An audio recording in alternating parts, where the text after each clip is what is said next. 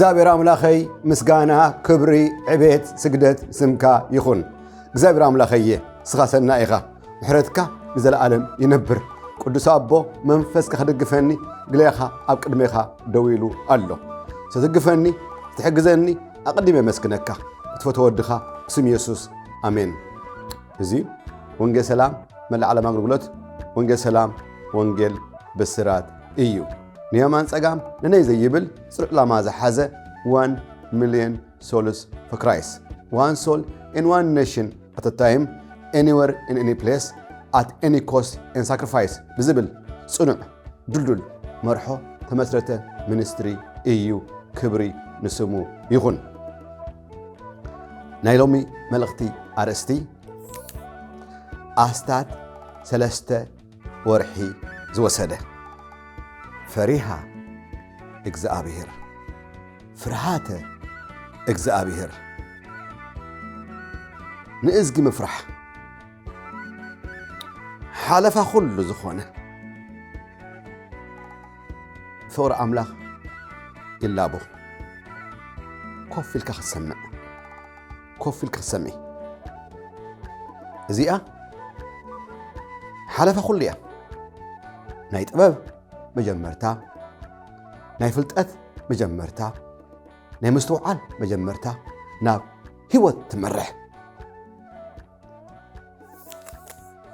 ኣብ ዝሓለፈ ኣስታት 3 ወርሒ 190 ንጥብታት ርኢና ማለት ካብ ቀዳማይ ክፋል ክሳብ መበል 38 ክፋል ዘሎ ሎሚ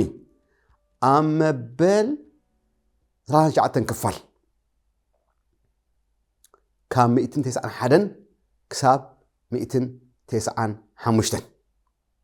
5 ነጥቢታት ክርኢ ይደሊ ኣብ ዝሓለፈ ክልተ ቀነ ካብ መበል 36 ክሳብ መበል 38 ክፋል ኣብ መልእኽቲ ገላትያ ምዕራፍ 5 ካብ 19 ክሳብ 21 ተጽሒፉ ዘሎ ጉሁድ ቁሉዕ ዝኾነ ግብሪ ስጋ 15 ነገራት ተጽሒፉ ንረክብ ኣብዘን 15 ሓደ ብሓደ ርኢናየን ማለት ኣብ ከምዚ ዝመሰለ ፈሪሃ እግዚአብሔር ፍርሃተ እግዚአብሔር ከም ዘይርከብ ከም ዘይልቦ ንኣብነት እቲ ቁሉዕ ጉሁድ ግብሪ ስጋ ዝበሎ ሐዋርያ ጳውሎስ ምንዝርና ርክሰት ዕብዳን ጥንቆላ ኣምልኾ ጣዖት ባእሲ ጽልኢ ቅንኢ ቁጥዓ ሻራ ምፍላይ ዝርግርግ ቅትለት ስኽራን ኣብ መጨረሽታ ጓይላ እዚ ዝገብሩ ሰባት ናብ መንግስቲ ኣምላኽ ኣይኣቱን ማለት ብንስሓን ተመሊሶም ኣምላኽ ኣይቅበሎም ማለት ኣይኮነን ብኸምዚ ህይወት ክሳብ መጨረሽታ ናብርኦም ህይወቶም ገይሮም ዝነብሩ ምስ መንግስቲ ኣምላኽ ግደ የብሎምን ይብለና ኣብ ከምዚ ዝበለ ኣትሞስፌር ፍርሃተ እግዚአብሔር ከም ዘየልቦ ሓደ ብሓደ ርኢናዮ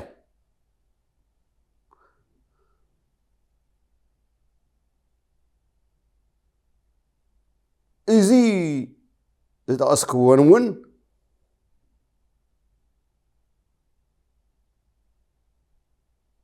ፍርሃተ እግዚአብሔር أمجرشا أصبق كبره እቶም ሙሉእ ፍርሃት እግዚአብሔር ኣብ መጨረሻ ህይወቶም ንኣምላኽ ከመይ ገይሮም ፍርሃት እግዚአብሔር ኣብ ልቦም ከመይ ከም ዝመልአ ዝገበርዎ ኣብ መጨረሻ ክርኢና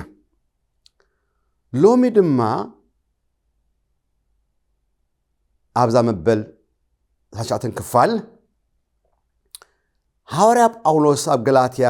መልእኽቱ ምዕራፍ 5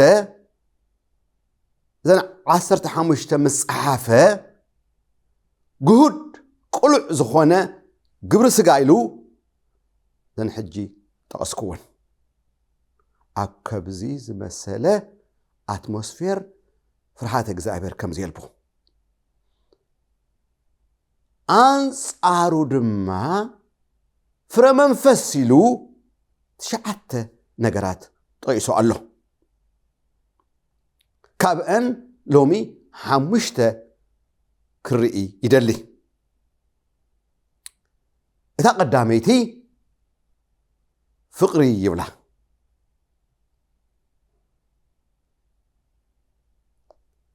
ኣብ ካሊ ሰብ ክፉእ ዘይትምነ ጽልኢ ተንኮል ንምጽኣያ ዘይተሓስብ ኣብ ሮሜ 5:5 ፍቅሪ እግዚአብሔር ኣብ ልባ ዝፈሰሉ ግናኸ እዚ ስለ ዘሎ ብመጠን ፍርሃት እግዚአብሔር ኣብ ልቡ ስለ ዘሎ ፍርሃት እግዚአብሔር ሙሉእ ንሙሉእ መለለይ ክኾን ይኽእል ዝሓለፈ ርኢና ኢና ኣብ መጨረሻ እውን ክሪኦ ኢና ግናኸ ኣብ ፍቅሪ ፍርሃት እግዚአብሔር ከም ዘሎ ተኻልእቲ ሓጎስ ይብላ ውሽጡ ብእዝጊ ዝዓገበ ወፃእ ኩነታት ዝሕጉስ ከይኸውን ይኽእል ግን ውሽጡ በአምላኽ ዝዓገበ ኣብ ከብዚ ዝመሰለ ኣትሞስፌር ፍርሃት እግዚአብሔር ኣሎ ዳሕራይ ክሪኦ ኢና ናይቲ ሰብ ኣብ ልቡ ዘሎ ፍርሃት እግዚአብሔር መጠን ከም ዝፈላለ ሳልሳይ ዕርቂ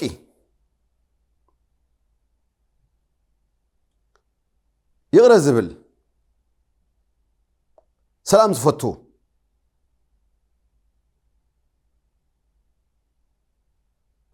እዚ እውን ከም ዝመሰለ ፍርሃት እግዚአብሔር ከም ዘሎ ዕርቂ ሰላም ዝፈቱ ሰብ ጽልእ ዘይኮነ ራብዓይ ዓቕሊ ዝጻወር ዝዕገስ ገፊሕ ልቢ ዓብይ መንኮብ ዘለዎ እወ ዝጻወር ከምዚ ዓይነት ሰብ ኣብ ልቡ ፍርሃት እግዚአብሔር ኣሎ ሓምሸይቲ ለውሃት ገለ ምላሽ ከይጸበየ ካብ ጽቡቕ ልቡ ንኻልኦት ለውሃቱ ዝገልጽ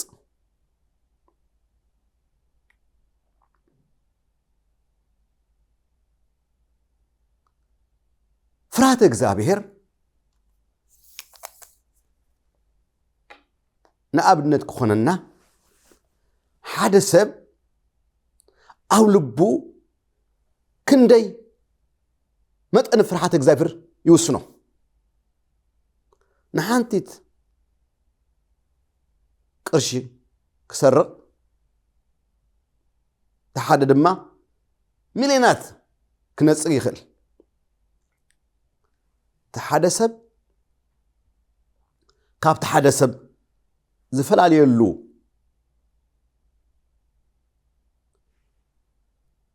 ስም ቤተ እምነት ክርስትንኡ ኣይኮነን ናይ ሰብ መንነቱ ኣይኮነን ትምህርቱ ኣይኮነን ዓሌቱ ኣይኮነን ቋንቋ ኣይኮነን ኣብ ልቡ ክንደይ መጠነ ፍርሃተ እግዚአብሔር ኣሎ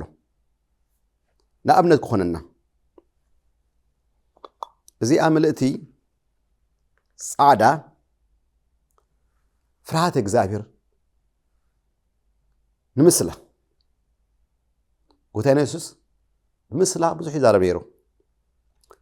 መጠን ናይቲ ሰብ ኣብ ልቡ እቶም ሙሉእ ፍርሃተ እግዚአብሔር ዝነበሮም ሰባት ሙሉእ ከም በዓል ኢዮብ መለለይኦም እንታይ ነይሩ ካብ እከይ ዝረሓቐ ይብሎ ንእዝጊ ዝፈርሕ ኢዮብ ካብ ክፉእ ዝረሓቐ ብቕንዕና ድማ ዝመላለስ ቁኑዕ ሰብ ማለት ብመንገዲ ብርሃን ዝመላለስ ሰብ السب زيو أملاخ مسكرو لخلو أب إيوب 1:7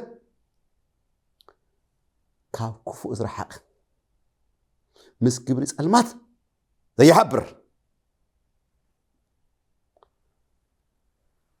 ملو زخونة أو لبو فرحات إجزاير زلوا وسب مت أنا كنديل أو لبخا عزيز وحده أو لبخا فرحات إجزاير تهليو نحن تقرشي خسر أدخل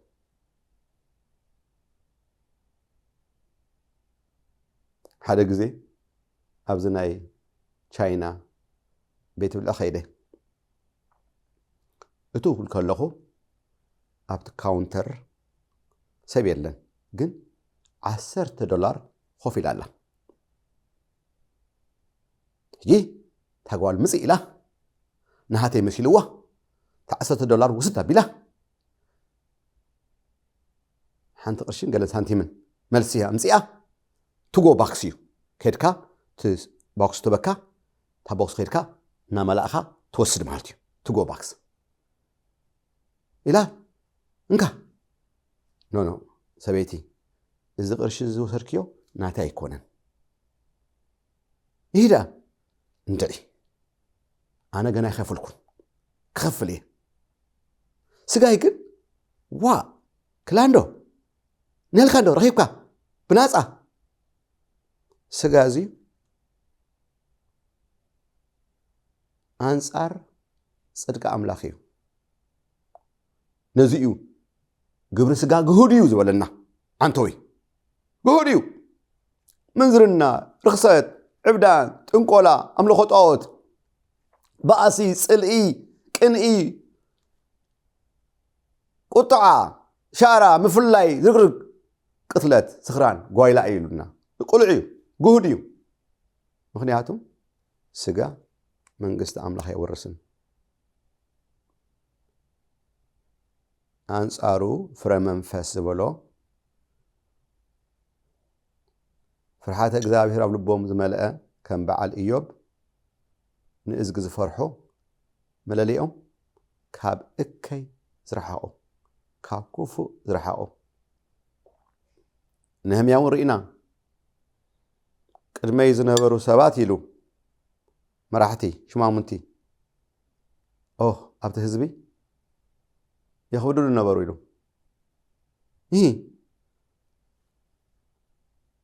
انجيران وينن أمس اندابلو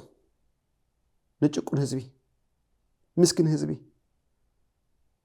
400 سقال بر حسكم لهم اندابلو ورتهم ناتهم قالوا أمسي أبت هزبي سلت إلى بنورو نونتاي تم راحتي نزقس زي فرحو آسارهم كدو أنا جنايلو نهمية نإجزابير سلاز فرح كمو أي قبر كون إلو أرأي خوينو نخال أتون مسؤول نبرو صلوة غير لهم ساتمون آسارو كدو غيروهم سلازي أب نهمية معرف حمشته فقدي أساس حمشته نرخوه كمون هنانيا نهمية ما راح يسلز نبره نتقصري نا يرسالم زحزلو سب كده اللي خلو نحاو هناني أي مرزون نهانانيا مريصو إيه هنانيا حلفا كله بصوتو حدا أمون كلاي نزغ زفرح سلازي شنكو مرح غبركو أمونن فرحة እግዚአብሔር حيرن زخداين إيدن غوانتن أي فلاليان እቶም ሙሉ ፍርሃት እግዚአብሔር ዘለዎም ሪናዮ ኦበዲያ ዝበሃል ድማ ኦበዲያ ኣብ ትሕቲ እኩይ ክፉእ ንጉስ ኣክዓብ ሰርሕ ዝነበረ እዩ ግናኸ ናይቲ እኩይን ክፉእን መራሒ ህይወቱ ኣብኡ ፅልዋ ይገበረን ይሄዳ ኣብ ቀዳማይ ነገስታት 8 ፍቕዲ 3 ፍቕዲ 12 ምስ ኤልያስ ዝዛረብ ከሎ ኣነ ካብ ንእስነት ጀሚረ ንእዝጊ ዝፈርሕ ሰብ እየ ክብል ከሎ ህይወቱም ነቶም ስደት ዝነበሩ ሓቀኛ ነቢያት ናይ ኣምላኽ 50 እናገበረ ዝብላዕ ምግቢ ከቕርበሎም ከሎ كمون رينا يوسف أنا نأزق فري حيلو أبا فترة 4 كلتن 8 بزرباي نبرن أبا فترة هشعتن فرشعته حنتي سبيتي بعد سبعي سيد بتي فور تبال نعم صدقس سبعي يلن واي إذا خفوا أنا جرسي أبقى ما أملاح أيقبرون يلو أبلو بوزولو فرحات إجزاهير مول أستاذ نبره خدانا حد يقول لا هذا ما حويه أبزخونه هيوت هلو እግዚአብሔር አምላኽ حراين تلك ምናልባሽ ሕጂ ዘለካ ፈሪሃ እግዚአብሔር ኣዝዩ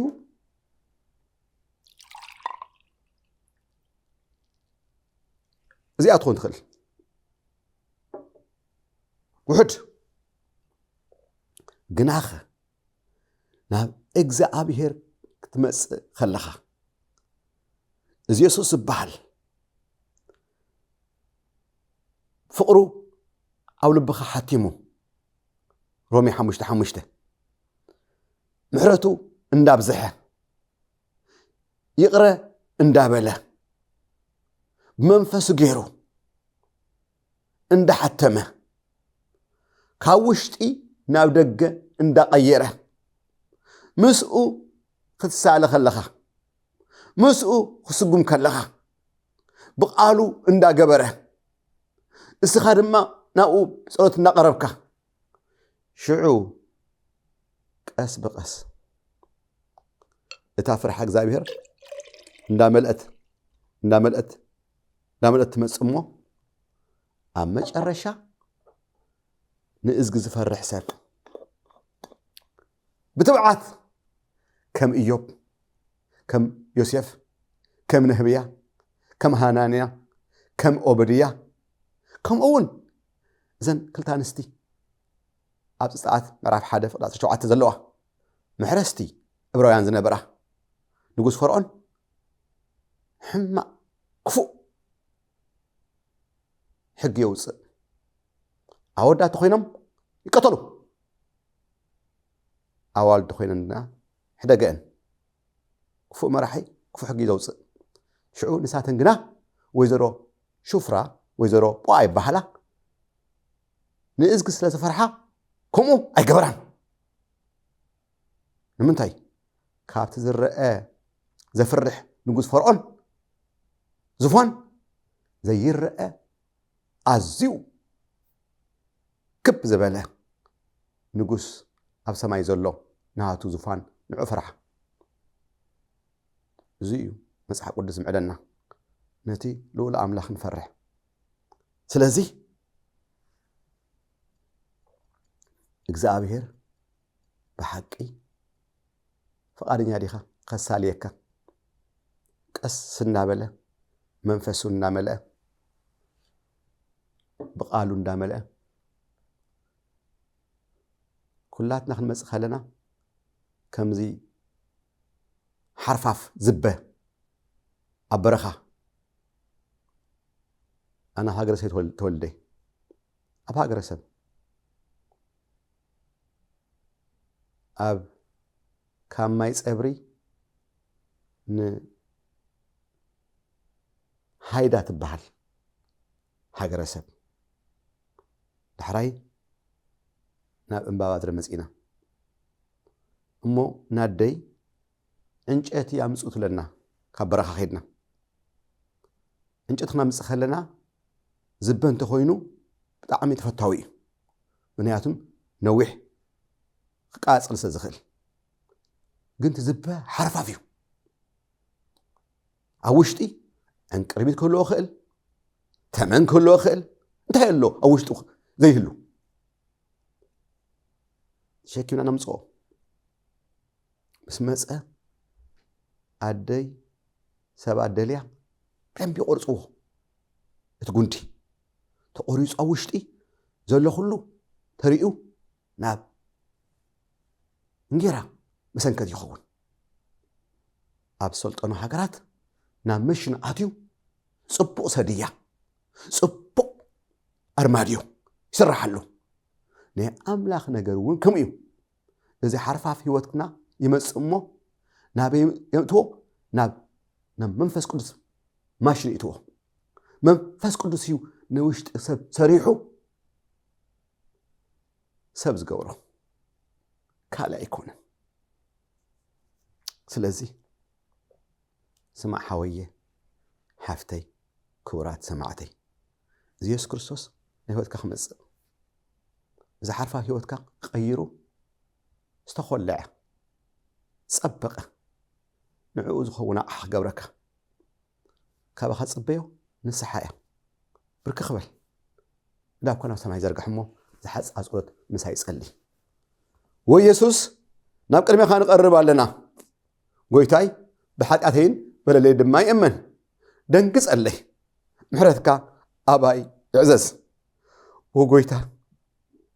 لو مخسعبك وسينا له نعنا بهوتي قيرو سمي ابي هوت مزغب صحافو كسعبك وسينا له يسوس محرت قبر لي دنقص علي سمع حويه صصلي خادو صبو يركا يسوس عرفا بيد حيزو دحر طمت لمنغست املاح ايبق انبلا مسقلو تسكيم زي سعبني نعاي بقى يخونه مسقل حسر مكرا صرفي وردت سقاي زحازئ أبكن داين أبكن دخان أم مسكل تمرر مسوات خفيلو سبات أباج يملو قال يوم طف بللو بزن قد ما رأسه حرموه إذا خلو مسوات خفيلو موت حرس استمع عهدي بخبرة السئة ناس ما يكعرك له قولوا هلات ملاف حدا كاب عصرت حدا اتوم حواريات ناب سماي كتم تخلو هندبت ملاخ تغيصهم اتوم سب جيلان نمنت ياخم اقولوا لكم ناب سماي انق عليكم تمت زلخم كم تحجي ناب سماي كعرض زيكم كم اون تمليشو كمص ايو بلو او وتا يسوسون ني يوحنس قلص الله خلو اب راي يوحنس 3:31 راي يوحنس 12 كاب 10:12 12 اسرا إنه قلطفه امص الله بلا قلطف يمص الله دول كدول ملخت كنفح امجرشتا معراف اللونا حويه اساسر يسوس عبو نالباش حميم كزدقسكي قلوع ولدي እግዚአብሔር አምላክና አይፈዋሲ ንስዩ ጸጻታት ሓሙሽተ ፍቅዲ 26 አነ እግዚአብሔር አምላካ ፈዋሲኻ አምላኽየ ዝበለ ሰብ አይኮነን እሱ ይፈዋሲ ዳብካ ዘርግሕ ተጅን ቅርበል እግዚአብሔር አምላኽኒ ንዓኻ አሚነይ እዳወይ ዝርግሕን ኣለኹ በሰዓት እዚ ዝሓመመ ሓዊ ሓፍተይ ቆለውዕ ወለዲ አተሕማም ቃንዛ بس سمي يسوس يزكى الله اسمي او حوخ بزمكخ مخخ حويه حوى حافتي حوي برهان املاخ نغوزاخم يتو سلام املاخ نغوزاخم يتو سلمات زبله بس سمي يسوس يتعاله ወጎይታ እግዚአብሔር አምላኽኒ የመስግነካ ኣለኹ ኣብ ጸልማት ብርሃን ይብራህ ዝበልካ ኣብ ገዝኦም ብርሃን ይብራህ ጎይታ የመስግነካ ይባረኸካ ኣለኹ ክብሪ ድማ ይበካ ኣለኹ ከምቲ ኣብ ኢየሩሳሌም ኣብ ይሁዳ ሰማርያ ዝገበርካዮ ኣብ ከተማና ስትገብር የመስግነካ ኣለኹ ወለዶ ድማ ሕያው ከም ዝኾንካ ስለዝፈልጥ የመስግነካ ይባረኸካ ኣለኹ ክብሪ ድማ ይህበካ ኣለኹ ስማዕ ሓወየ ኣፍካ ኸፈትሞ ንኣምላኽ ኣመስግኖ ንስኻ ሓንቲ ስጉምቲ ትወስድ ንሱ ድማ 7 ስጉምቲ ይወስድ ንምንታይ ሰናይ ጥዑም ኣምላኽ ስለ ዝኾነ ከመይ ንፈልጦ ንወዱ ከይናሓፈ ኣሕሊፉ ኣብ መስቀል ሃቦ ከምኡውን ኢየሱስ ክርስቶስ መጺኡ ኣብ ሮሃያት 18 ካብ ሓደ ቦታ ናብ ሓደ ቦታ ተመላለሰ ጽቡቕ እንዳገበረ ጽቡቕ ምግባሩ ደው አይበለን ለማውዛዝም ኣለኹ ኣብ ቀጻላይ ፈሪሃ እግዚአብሔር መበል 4 ክፋል ከምረኸብ ድሓንኩን ባባይ